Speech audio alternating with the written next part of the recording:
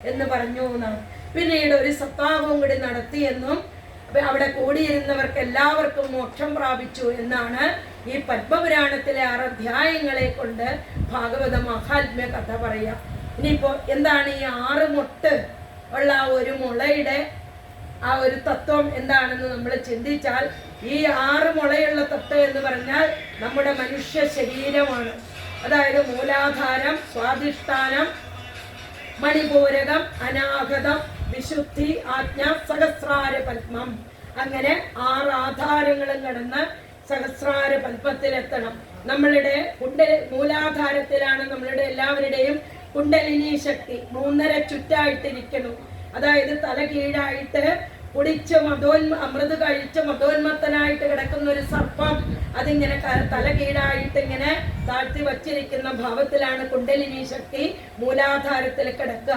അത് നമ്മള് പ്രാണായാമം ചെയ്യണം. അതായത് യമം, നിയമം, ആസനം, പ്രാണായാമം, പ്രത്യാഹാരം, ധാരണ, ധ്യാനം, സമാധി, ഇങ്ങനെയുള്ള അഷ്ടാംഗ യോഗ പ്രകാരം അങ്ങനെ ഓരോരോ ആധാരത്തിൽ കൂടി നമ്മുടെ ഈ കുണ്ടലിനി ശക്തി, അതായത് ജീവൻ, അതിനെ ഉയർത്തി കൊണ്ടുവന്ന് സഹസ്രാര പത്മത്തിൽ എത്തുമ്പോൾ അവിടെ ഈ ഓരോ ആധാരത്തിനും ഇത്ര ഇതളുള്ള താമരയാണ്. ആ താമരയിൽ കൂടി ഓരോ ആധാരം വഴി ഉയർത്തി കൊണ്ടുവരുമ്പോൾ അവിടെ ഭക്തനും ഭഗവാനും തമ്മിലുള്ള ജീവാത്മാ പരമാത്മാ ഐക്യം. അതാണ് സഹസ്രാര പത്മത്തിന്. ഇപ്പോൾ ഒരു മുള പൊട്ടി എന്ന് പറയുമ്പോൾ 1-ാം ദിവസം കിട്ടിയെന്ന് പറഞ്ഞാൽ ആ ആദ്യത്തെ ആധാരത്തിൽ നിന്നും ആ മൂലാധാരത്തിൽ നിന്നും അടുത്ത ആധാരത്തിലേക്ക് നമ്മുടെ ആ കുണ്ടലിനി ശക്തി ഉയർന്നു വന്നു എന്നാണ് നമ്മൾ മനസ്സിലാക്കുക. സൗന്ദര്യലഹരിയിൽ നല്ല ഭംഗിയായിട്ട് അവിടെ പറഞ്ഞു വെക്കും. അത് മലയാളത്തിലെ കുമാരനാശൻ 100 ശ്ലോകം എഴുതിയിട്ടുണ്ട്. 1-ാം ആധാര ചക്രം, നടുവിലവന് 2-ാമതുള്ള അഗ്നിതത്വം, 3-ാമത്തിലേതിലമ്പസ്, അതിനുമുപരി മരുത്തപ്പുറത്തഭ്രമേവം, പിന്നെ ഭ്രൂമധ്യമേലം, മനമുടുകുളമാർഗത്തെ എല്ലാം കടന്ന് പൊന്നംഭോജാകരത്തിൽ ഭവതി പതിയൊടും ഗൂഢമായി ക്രീഡയല്ലി. നമ്മുടെ പെരുവാരത്തപ്പൻ പടിഞ്ഞാട്ട് തിരിഞ്ഞിരിക്കണ അമ്മയായിട്ട് ആ പെരുവാരത്തപ്പൻ രണ്ടുപേരും ശിവശക്തി സംയോഗം, ജീവാത്മാ പരമാത്മാ ഐക്യം അവിടെ നടക്കണു എന്നുള്ളതാണ്. ഈ ഭാഗവതം നമ്മൾ കേൾക്കുമ്പോഴും ഇതുപോലെ തന്നെ ആവണം. അതായത് ഈ കാണുന്നത് നമ്മുടെ വെഷ്ടി, സമഷ്ടി വെഷ്ടി. സമഷ്ടി എന്ന് പറഞ്ഞാൽ യൂണിവേഴ്സൽ, ഈ പ്രപഞ്ചം. ഈ വെഷ്ടി എന്ന് പറഞ്ഞാൽ നമ്മുടെ ഇൻഡിവിജ്വൽ ആയിട്ടുള്ള ഈ ശരീരം. അത് രണ്ടും ഒരേ രീതിയിലാണ് എന്നാണ്. അതുകൊണ്ട് രാമായണമൊക്കെ വായിക്കുമ്പോൾ നമ്മൾ കണ്ടിട്ടില്ലേ, നദികളെല്ലാം തവ നാടികളാകുന്നതും പൃഥ്വീതരങ്ങൾ പോലെ അസ്ഥികളാകുന്നതും, ധർമ്മം നിൻപുരോ ഭാഗെ അധർമ്മം ഭാഗെ, ഈ ഉന്മേഷ നിമേഷങ്ങൾ ദിനരാത്രികളല്ലോ അല്ലേ. അങ്ങനെ ആ ഭാവം പ്രപഞ്ചത്തിന്റെ നമ്മളിൽ നോക്കുമ്പോൾ അതേ ഭാവം.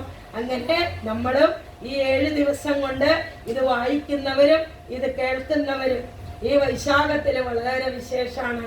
അപ്പൊ അതുകൊണ്ട് കേൾക്കാൻ തന്നെ സാധിക്കുക എന്ന് പറയുന്നത് വളരെ പുണ്യം. ജന്മാന്തരേ ഭവേ പുണ്യം തഥാ ഭാഗവതം ലഭേ എന്ന് ആദ്യം പറയുന്നുണ്ട്. ജന്മജന്മാന്തരങ്ങളിൽ നമ്മൾ പുണ്യം ചെയ്തു വച്ചിട്ടുണ്ടെങ്കിൽ അതുകൊണ്ട് മാത്രമേ ഈ ബുക്ക്, ഈ ഗ്രന്ഥം നമുക്ക് കയ്യിലെടുക്കാൻ സാധിക്കുള്ളൂ. അതായത് എന്തായി ഇതിന്റെ ഗ്രന്ഥത്തിന്റെ പ്രത്യേകത? പ്രത്യക്ഷ ശ്രീമദ് ഭാഗവതാഖ്യോയം പ്രത്യക്ഷ കൃഷ്ണയേവകി സ്വീകൃതോസ്തി മയാ നാഥ മുക്തിയർത്ഥം ഭവസാഗരേ. ഈ ജീവിതമാകുന്ന ഈ സംസാര സാഗരത്തിൽ നിന്ന് നമുക്ക് മുക്തി കിട്ടാനായിട്ടുള്ള കലിയുഗത്തിലെ ഏറ്റവും പ്രധാനമായിട്ട് നാമം ജപമാണ് വേണ്ടത്. ഹരേ രാമ രാമ രാമ ഹരേ ഹരേ, ഹരേ കൃഷ്ണ കൃഷ്ണ കൃഷ്ണ ഹരേ ഹരേ എന്നുള്ള ഈ കലിസന്ധരണ ഉപനിഷത്തിലെ ആ 16 നാമങ്ങൾ ജപിക്കുക. അത് മാത്രമേ വേണ്ടൂ.